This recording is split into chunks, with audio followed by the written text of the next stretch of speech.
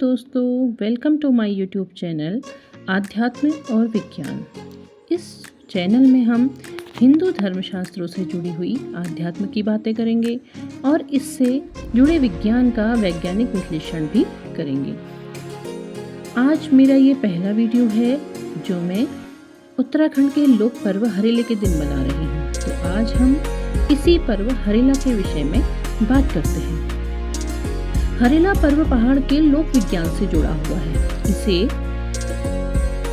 बीज परीक्षण त्योहार भी कहा जाता है। हरेले के तिनके देखकर काश्तकार आसानी से अंदाजा लगा लेते हैं कि बीज की गुणवत्ता कैसी है और इस बार फसल कैसी होगी।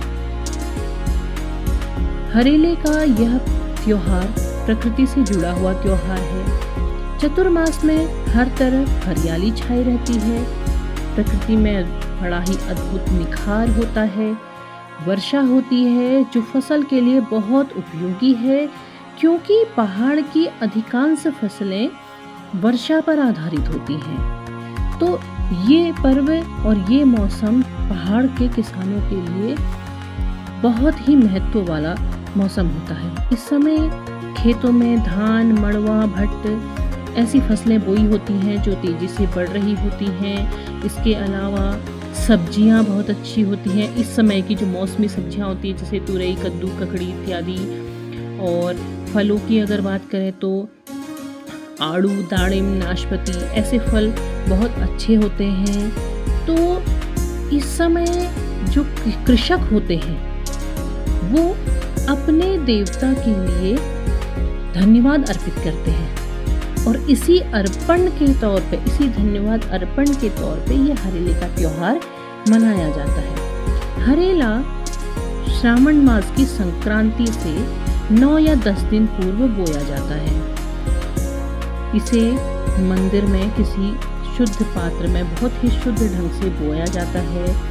इसकी पूजा की जाती है। प्रतिदिन इसे थोड़ा थोड़ा पानी दिया जाता है। इसे ऐसे रखा जाता है कि सूर्य की प्रकाश इसके पास ना पहुंच सके।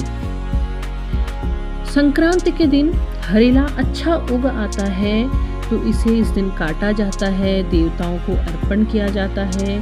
पूरी, पकवान इत्यादि जो भी हम भोग पकाते हैं वो भी देवताओं को दिया जाता है और यही पकवान फिर परिवार में भी सभी लोगों को खिलाते हैं। उन्हें भी हरेला चढ़ाया जाता है। आसपास के लोगों को भी हरेला देते हैं। यहाँ तक कि परिवार से जुड़े लोग अगर कोई बाहर रहते हैं तो उन्हें डाक के द्वारा भी हरेला भेजा जाता है।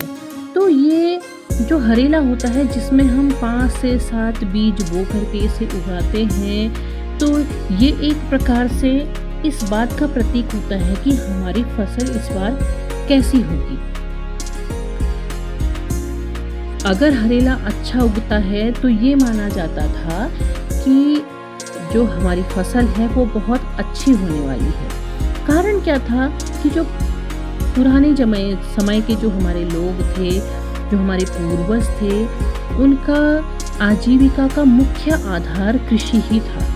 तो जब वो अपने खेतों में मेहनत करते थे, अनाज उगाते थे, तो 8 से 10 माह का अनाज पैदा कर लेते थे, क्योंकि पूरा परिवार उसी पर निर्भर हुआ करता था। और आज की तरह बहुत सारे साधन, बहुत सारी सुविधाएं उपलब्ध नहीं थी। तो अब ये कैसे जानेंगे कि उनकी कैसी फसल होनी है? तो वो इस प्रतीक के रूप में हरेला को बोते थे और उसे उगाते थे।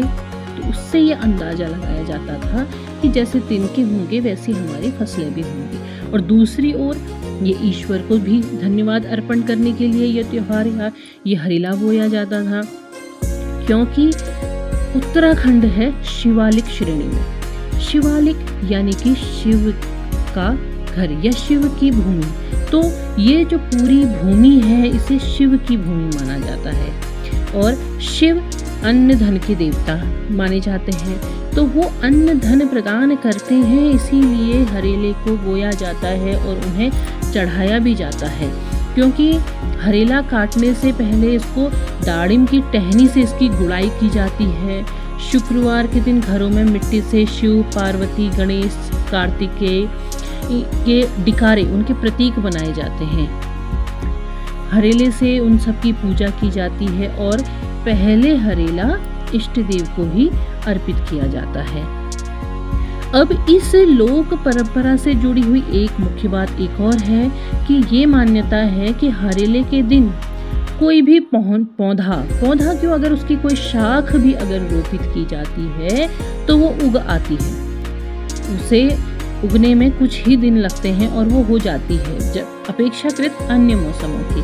तो ऐसा क्यों माना जाता है? क्योंकि इस मौसम में बहुत अच्छी वर्षा होती है, ज़मीन को बहुत बेहतरीन नमी मिलती है, तो इस समय जो कुछ भी अगर बोया जाता है तो वो आसानी से लग जाता है। ये इसके पीछे का विज्ञान है। विज्ञान क्यों है?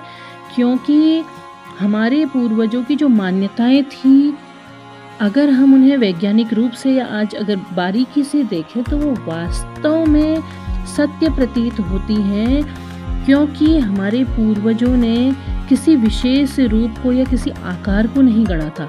उन्होंने ये देखा कि हमारी प्रकृति हमें सब कुछ दे रही है। उन्होंने प्रकृति को ईश्वर माना और वो प्रकृति हमें प्रदान कर रही है, हमें जो अन्न हमें प्रदान कर रही है, जो हमें वो जीवन दे रही है, उसका धन्यवाद हम उनके प्रतीक के रूप में ईश्वर को उनका प्रतीक मानते हुए उन्हें अर्पण करते हैं और एक पौधा और लगाते हैं ताकि हमारी प्रकृति संरक्षित रहे। हमारी प्रकृति का जो ये सुंदर रूप है, जो ये भव्य रूप है, आने वाली पीढ़ी को भी प्रदान हो सके। इसी प्रतीक के रूप में हम ये सब लगाते हैं, बोते हैं, आगे को वृक्षारोपण करते हैं। हमें करना चाहिए और आगे को भी करना चाहिए। ये था हरेले के पीछे का विज्ञान और अंत में यही कहूँगी, जी रया जागी रया यो दिन मास भेटने रया, हरेले की शुभकामनाएं। यदि आपको मेरा वीडियो पसंद आए तो प्लीज़ लाइक कीजिए, शेयर कीजिए, सब्सक्राइब कीजिए और मेरे आने वाले वीडियो को देखते रहिए। धन्यवाद।